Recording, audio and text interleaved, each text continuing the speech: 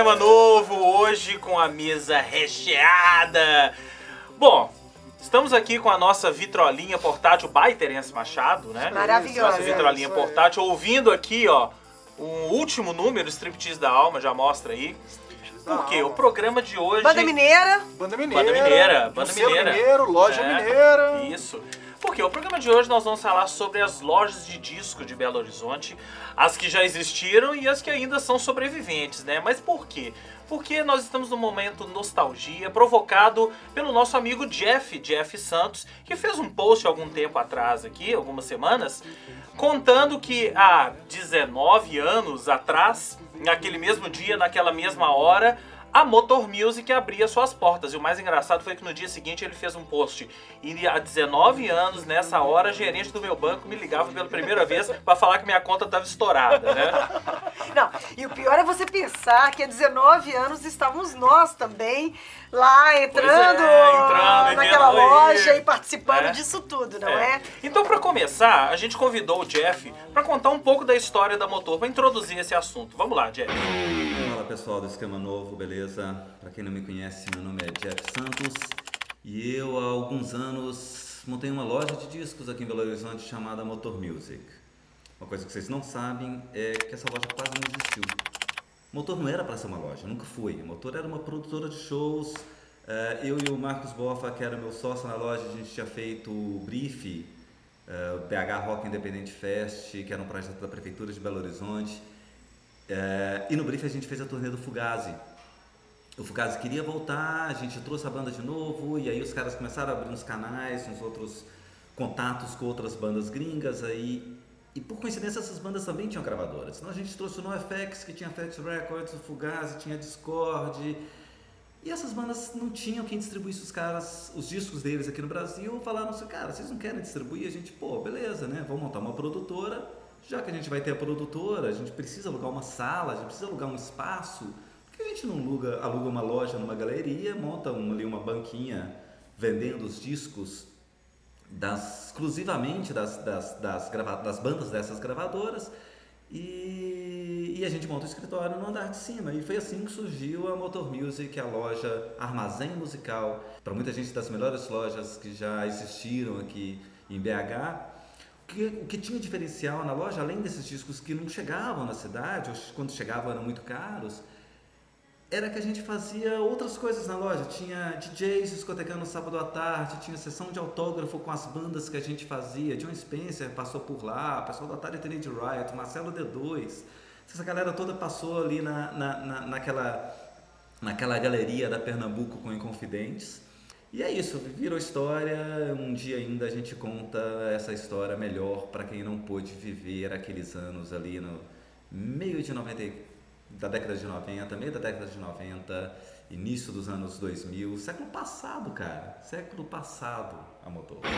Então é isso, a Motor Music foi uma das lojas símbolo daqui de Belo Horizonte, né? Mas antes da gente chegar nas lojas, eu acho que vale um pouco a gente falar um pouco da história das lojas de disco que em Belo Horizonte elas se dividiram em vinil / CD. Então as lojas que trabalharam com vinil ali na década de 70, 80 e tal, e aí na virada da década de 80 para 90, baixa do vinil, a baixa do vinil e a alta do CD. Então, para falar um pouquinho de cada formato desse, né, quem vai contar a história do vinil é Fernanda Ribeiro. Eu mesma. Olha só, o disco de vinil, conhecido simplesmente como vinil ou ainda long play ou ainda como LP, é uma mídia desenvolvida no final da década de 40 para reprodução musical que usa um material plástico chamado vinil. Não! Normalmente feito de PVC, usualmente de cor preta, que registra informações de áudio que podem ser reproduzidas através de um toca-discos. O disco de vinil surgiu no ano de 1948. Tornando obsoletos os antigos discos de goma laca. 78 rotações. De 78 rotações. Lembra goma laca? Lembra, eu gente? Não. É.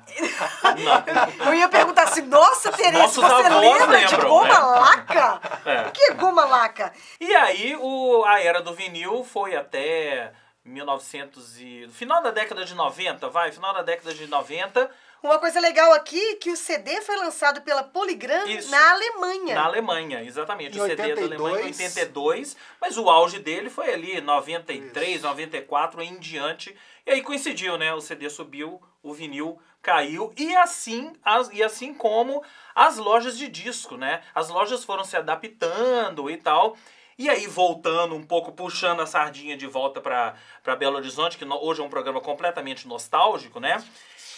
Nós todos vivemos essa ascensão e queda do vinil, do CD, comprando disco, né, Machado? Inclusive, você trouxe vários aqui que você adquiriu ao longo da vida. Eu trouxe um aqui também, mas daqui a pouco a gente fala sobre ele. Mas eu acho que isso fez parte da nossa vida. E se hoje a gente tem uma educação musical, a gente deve muito às lojas de disco que nos educaram aqui em Belo Horizonte. Vamos citar então alguns discos e lojas. Aqui já é um disco que foi lançado pelo selo da própria loja, né? Já mostramos o último número, a loja Câmbio Negro, né?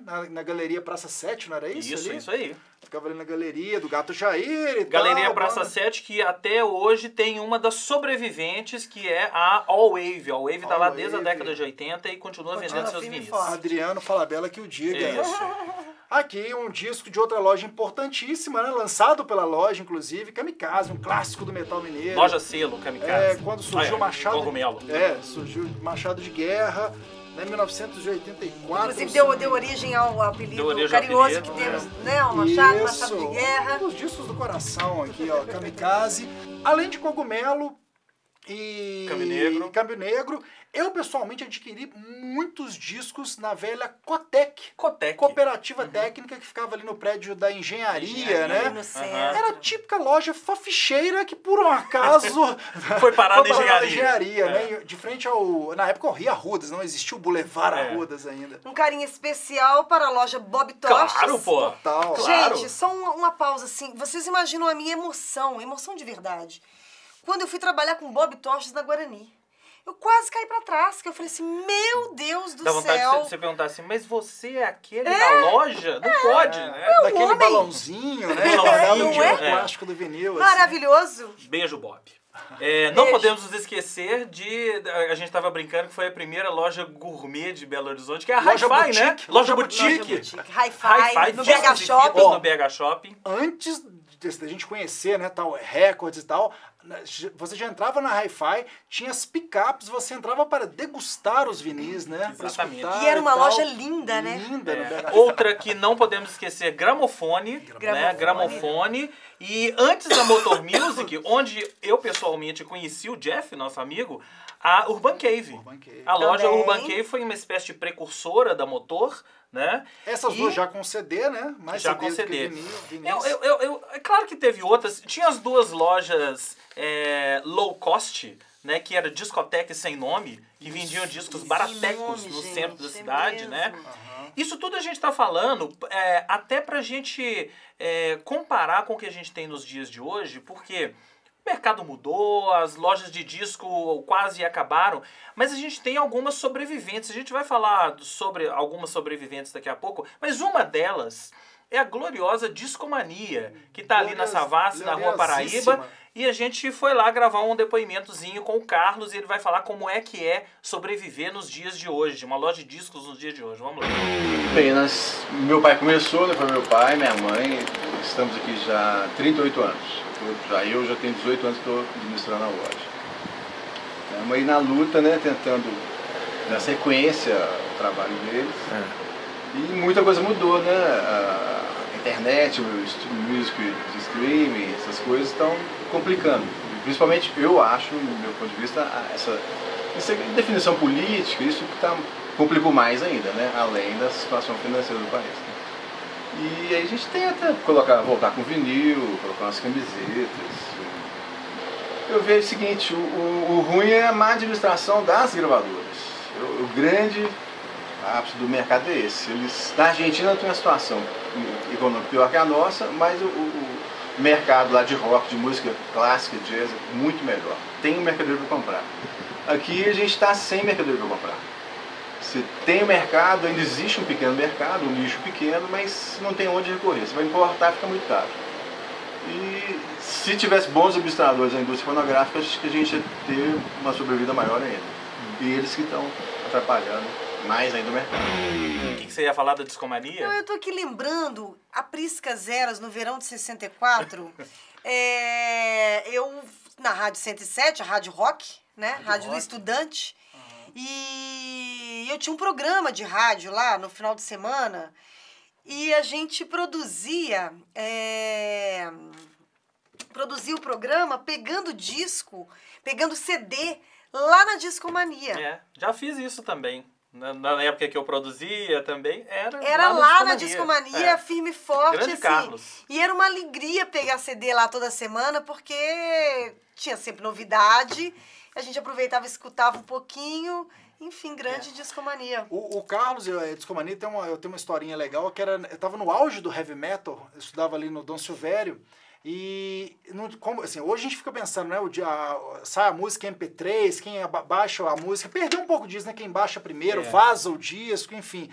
Na época era o seguinte, o disco chegava fisicamente na loja e você tinha que ir lá cedo, né? Esperar a loja abrir para ver se o disco tinha chegado. A gente competia, eu e alguns amigos, para ver quem conseguia comprar primeiro o disco novo do Iron Maiden. Maravilhoso. Muito bom. Outra loja sobrevivente ali na Savassi é a Acústica CDs, né? A Acústica tá lá há milênios também. Não podemos nos esquecer, eu já falei da All Wave lá atrás, mas não podemos nos esquecer do Maleta. Das lojas do Maleta, né? Que agora estão lá até hoje. Que mantém a tradição de discos raros, usados. Praticamente enfim. a nossa galeria do rock, né? Quase que a galeria do rock se transferiu pra lá hoje, porque as lojas bacanas acabam tão por ali, né? Agora, voltando um pouco o Carlos falou um negócio muito legal, que a culpa, entre aspas, né, das lojas terem acabado, não é só da economia, não é só da mudança do mercado, é um pouco das próprias gravadoras, né, que ele cita nesse depoimento que as gravadoras não mandam mais discos, não fabricam e não mandam, então não tem material com que trabalhar. Tanto que ele diversificou a loja, hoje ele trabalha com roupas, com camisas, são bem legais, né, assim, são bem legais, né. Bom, então antes da gente ir embora, vamos trocar o disco. Atenção para o disco que vamos colocar, Duran Duran, aproveitando o ensejo, porque na quarta-feira que vem tem show do Duran Duran aqui na cidade, pela primeira vez em Belo Horizonte, um side show do Lollapalooza aqui em BH. E vou pedir para a Tanice Machado, por favor, coloque aí a faixa número 1 do lado A, que é Girls on Film, e nós vamos encerrar com Duran Duran o programa de hoje. Porque se é uma galera que é da época do vinil, é o Duran Duran. Isso aí. E vamos nessa. Maestro Zezinho, uma nota. Começou. Então é isso, o Esquema Novo fica por aqui, a gente vai ouvindo Duran Duran, nos preparando para o show e a gente volta na semana que vem com mais um programa. Até lá!